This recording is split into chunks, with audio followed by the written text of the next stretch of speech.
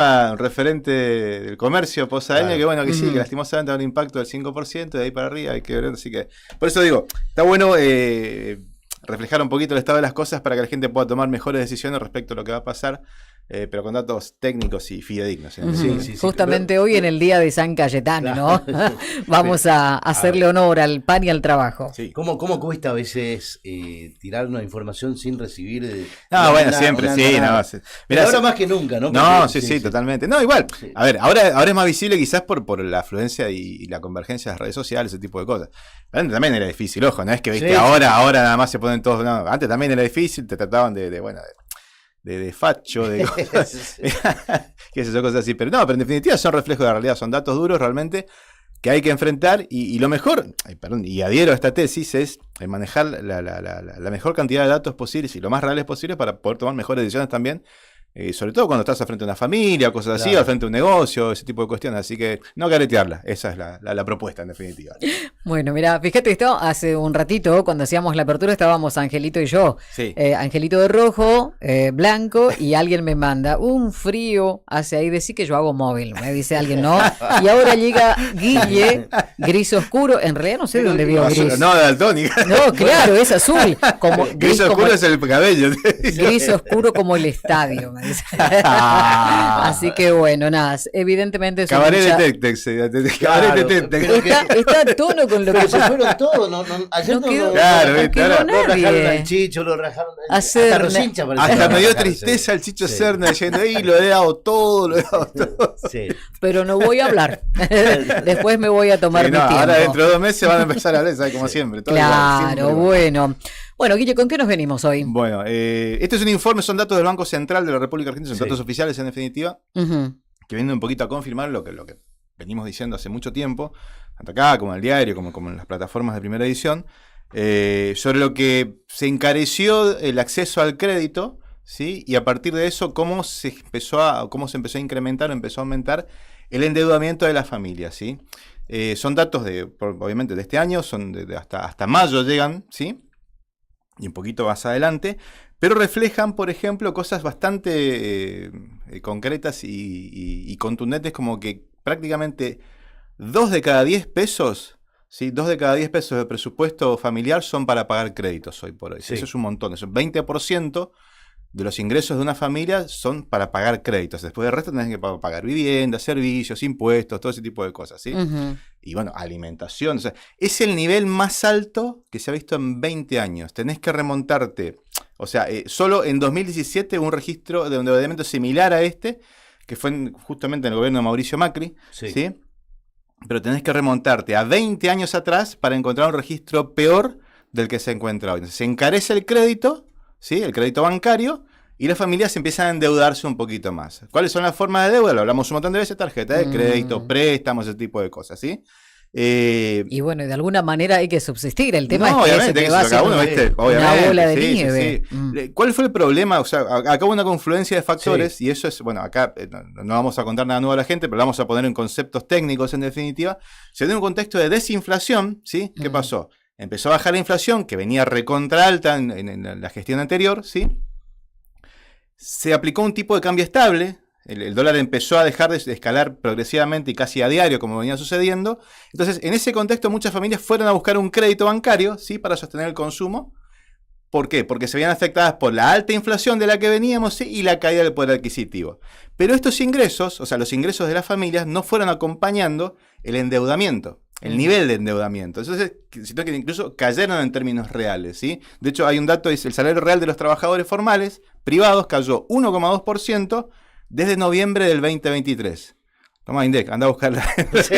El INDEC dice tres. que no, que todos los meses Ay, ahorita dice sí, no, sí. que sale la inflación. Bueno, Y el sector público incluso fue peor, porque la caída fue de 5,5% en 4 meses. Epa. ¿Sí?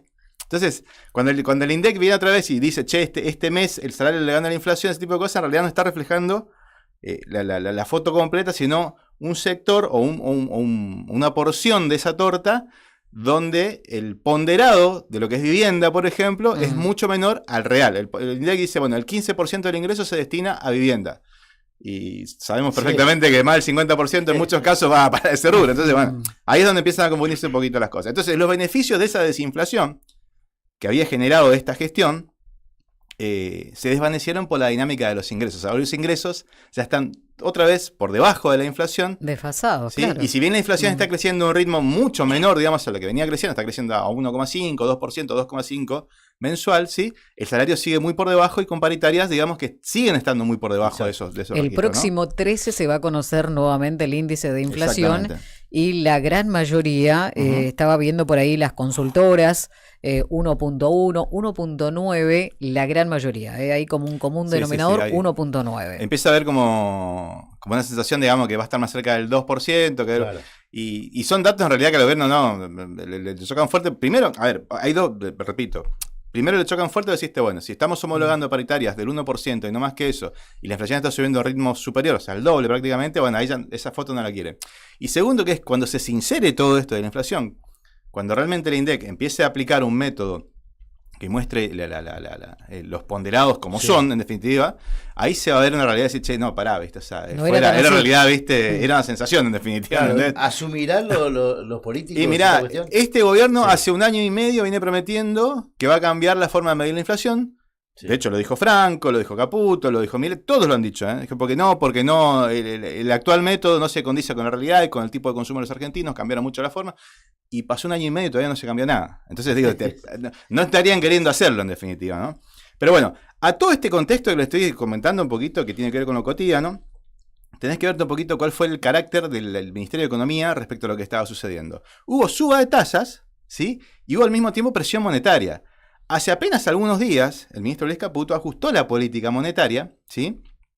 Refinanció deuda en pesos al 65% anual, que fue lo que llamó la atención del mercado. Dijo, che, pará, están emitiendo eso. Claro. Están emitiendo un montón de directamente. Así que, pará, no está sucediendo lo que decían. Y elevó los encajes bancarios, el ministro Luis Caputo, al 40% para frenar una corrida. Fue cuando el dólar empezó como a escalar. Fue justo después de que dijo, si querés que está barato, comprá, campeón. Al día siguiente empezó a subir el dólar, ¿sí? Y él tuvo que reajustar toda la política monetaria para frenar una corrida, en definitiva. Después salió Javier Milei a decir que en realidad pero esto lo promocionó Victoria Villarroel en el Senado, porque se había generado toda una cosa, ¿viste? Claro, bueno, y sale Caputo en los programas esos que le gustan a ella, así, no, riesgo Cuca y todo ese tipo de cosas. Fue todo error propio, fue todo error no forzado, en definitiva. ¿Sí? Sí. Bueno, y muchos hablan de, ¿no? A ver, se preguntan, y lo escuchaba Carlos Pañi, por ejemplo. Sí. ¿Cómo lo han atacado a Pañi? Sí, ¿cómo digamos, cuál es la función de Caputo? ¿O es un ministro de Economía que se equivocó en algunas cosas, o es realmente un representante de la mesa de la timba financiera internacional? Bueno, qué sé yo, a ver... Está en los dos lugares, me parece. O sea, y si no es él, está en gente muy cercana a él, en definitiva. ¿Sí? O sea, qué sé yo. Hay cosas muy claras. Hay cosas muy claras. A mí esto, el caso Libra, es lo que por ahí Y cada vez se conocen más cosas. Claro, ¿no? Es como que me estira un poco más la oreja, digo, ¿viste? Porque es como que cada vez se oculta más en la escala oficial, a niveles oficiales. De hecho, Martín Menem, el presidente de la Cámara de Diputados, hace todo lo posible para que no funcione la Comisión Libra. ¿Sí? Pero entras a mirar la investigación en Estados Unidos y a nivel judicial, y está creciendo, y cada vez el riesgo es mayor para el gobierno. Entonces, hay cuestiones, ¿viste? Internas que te llaman mucho la atención. Pero bueno, para cerrar un poquito la idea, y no quiero estirarla un poquito más, esto que hace Luis Caputo, de subir los encajes, ¿sí? Y refinanciar la deuda en pesos, termina afectando al acceso al crédito. Y ahí es donde nos pega a nosotros y dice, ¿y qué me importa lo que me dice este señor de lo que hace Luis Caputo? Bueno, eso que hizo Luis Caputo termina encareciendo el acceso al crédito para vos, para usted, señora, señor, ¿sí? Para mí, ¿sí? Y dije, ¿por qué? Porque las nuevas tasas se volvieron referencia para los créditos familiares, ¿sí? Y eso hace que se encarezca, digamos, que los bancos empiecen a encarecer el acceso al crédito y que las familias, o por tarjeta, o por créditos personales o hipotecarios, empiecen a manifestar mora, ¿sí? Y los bancos lo están viendo, están diciendo, che, está creciendo rápido esto, y no está bueno, ¿sí? Entonces, un poquito una fotografía general de la cuestión. El costo financiero total hoy de las condiciones crediticias de los bancos, de las tarjetas de crédito, por ejemplo, pasó del 114% anual a comienzo de este año a 184,3% ahora. Uf, tremendo. Ahí se dan cuenta, porque cómo el salto a la escalada que pegó en un corto plazo, ¿sí? Y esto también impactando fuertemente a las economías familiares.